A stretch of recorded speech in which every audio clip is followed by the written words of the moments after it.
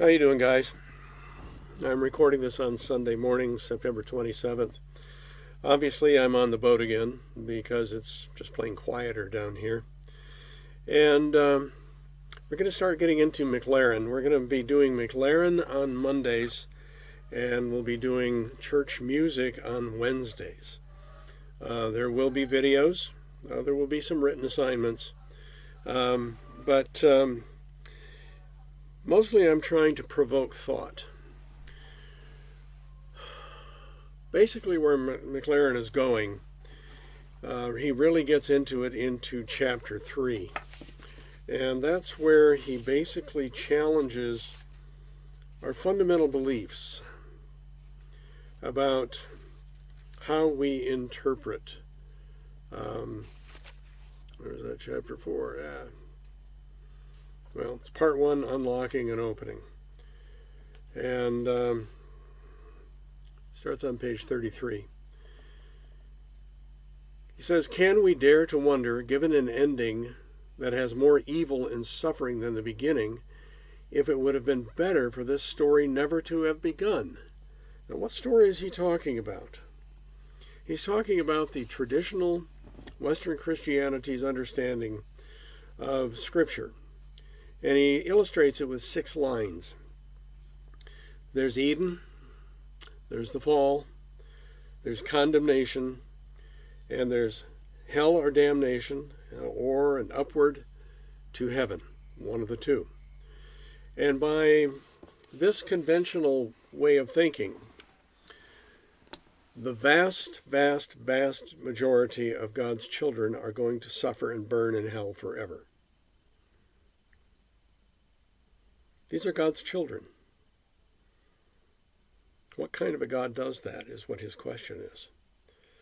What kind of a God condemns people who have never heard of Jesus, who've never had the opportunity, who have done the best that they could, through no fault of their own, they die without Christ? McLaren says, wait a minute here. I think we've got the wrong narrative. And perspective is everything in these things. How you look at things, how you interpret things is absolutely huge. Now, if you remember, I'm sure most of you have seen The Matrix. The Matrix is about an alternate reality where everything is different. It challenges every possible physical law that we can think of. It is totally different. In our dreams, we violate the laws of physics. Ever had a dream about flying with no airplane? We defy the law of physics. And perspective is everything. When the hero in The Matrix finally comes awake, he realizes that this was all a computerized nightmare. It wasn't real. Or was it real? Are there alternate ways of looking at things? I'm going to give you one of the simplest examples that I can think of.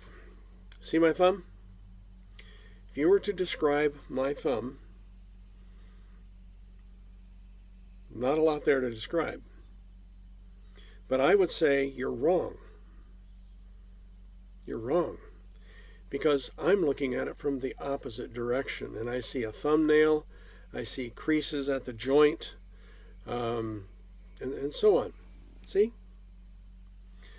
So we only see what is visible to us. We cannot see that which is not visible to us. And what he is arguing is that we have been so brought up in this traditional form of interpreting Scripture that we don't think about it. Well, yeah, that's the overarching thought of Scripture, isn't it? He says no. No, it is not.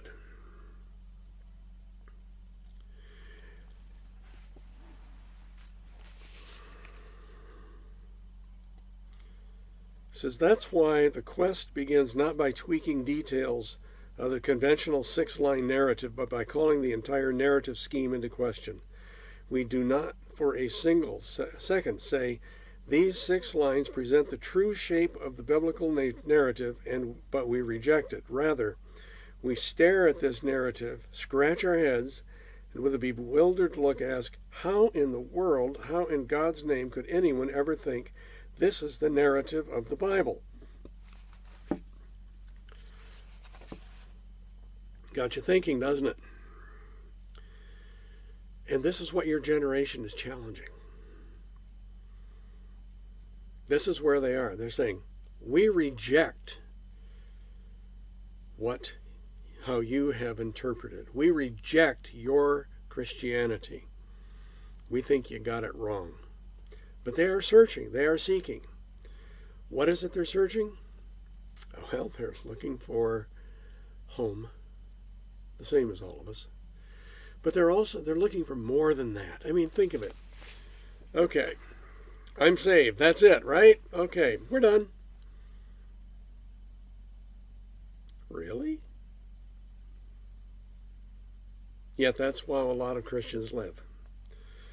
The church I grew up in, basically, that was their philosophy. You get saved, you get baptized, and you huddle down in the church and wait for the second coming. Well, they huddled for a long time. Hasn't happened yet. What if we had looked at it from a different perspective? Here's how we look at it. And I realized this just 3-4 years ago. We tend to interpret Jesus through Paul. Yeah. We tend to interpret Jesus through Paul instead of interpreting Paul through Jesus. If you look at the whole sweep of the biblical narrative, from Adam to Moses to Abraham to Jesus, you see that Jesus is the culmination of the Old Testament. Everything points towards that. It's about creation. It's about restoring creation. The death and resurrection opened a pathway because we could not follow the law.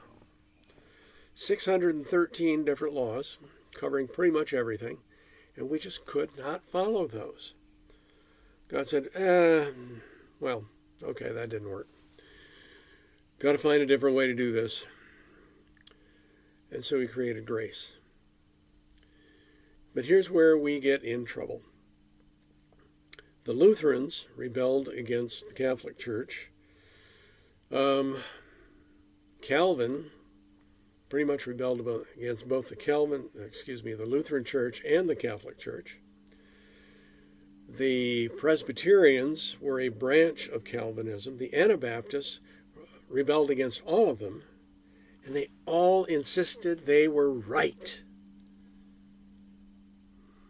No room for nuance.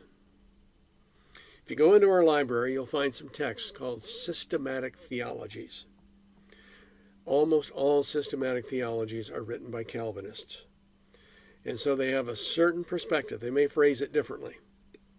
I know because I donated those books. The seminary where I got my doctorate was very much Calvinist. And they look at Scripture in one way only, based on the writings of John Calvin in the 1500s, late 1500s. And Calvin was a lawyer. Well, I know how lawyers are trained. I worked with lawyers for 26 years. Worked side by side with them. And I know how they think. I know how they analyze things. And you can see that Calvin was a lawyer. He uses a fundamental rule of law. If this, then that. If this, then that. In other words, it's a sequential thing. You establish this, and then you establish this, and you keep moving on through various steps. There's only one problem with it. If any part of the equation is wrong, everything that follows is wrong. So Calvin, being a lawyer, said, okay, predestination, that the Bible talks about the elect and predestination. Therefore, everybody is predestined for heaven or hell. one or the other. You have no choice in it. None whatsoever. There's no such animal as free will. It may appear to be free will, but no, that's just a mirage. And Jesus only died for those who were going predestined for heaven. Did not die for the rest of us riffraff out here. And if you are predestined for heaven, you're going to find your way into the Reformed Church. Yes, you are. And you're going to be faithful until death. It's called perseverance of the saints. But Calvin had a problem. He still had to deal with verses like John 3:16, 17. For God so loved the world that he gave his only Son, so that whoever believes in him shall not perish but have everlasting life. For God did not send his Son into the world to condemn it, but to save it. Did you catch that? World. Not just the predestined. World. So what the Calvinists say, their interpretation is, well, that doesn't mean what it says. So you got to pick and choose. What McLaren is saying is it's not that simple. It's not that simple. See, I've come to believe that all systematic theologies, I know what they are. They're an attempt to understand God and make sense of things. We do that. But they try to put God in a box. Well, God ain't put in no box. Not happening. So we have to look at things a little bit differently than we have for the last several hundred years. So Calvin created this one stream, but now that stream has split so many different times. We now have 22,000 different denominations of Protestants. That's us.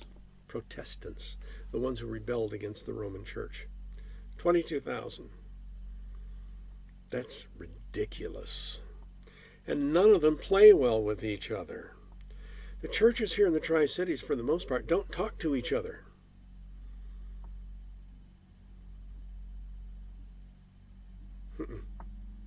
We're supposedly on the same team, but how do you do that if you don't talk to each other?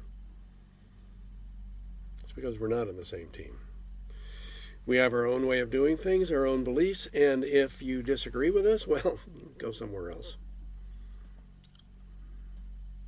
I'm going to close with this. I think, to a certain degree, our denominations are a little bit like flavors of ice cream. Some people like vanilla. Some people like fudge ripple. Some people like licorice. Ugh. Some people like Maui Wowie sherbet. That's me. Everybody has a flavor that they like and flavors they don't like. So we are naturally drawn to churches that taste right to us. Now, there's nothing wrong with that. Where we go off track is when we say, well, I found the church that teaches the truth. All the rest of you are wrong. With that thought, I'm going to close this first segment. I'll be back in a few minutes with the second.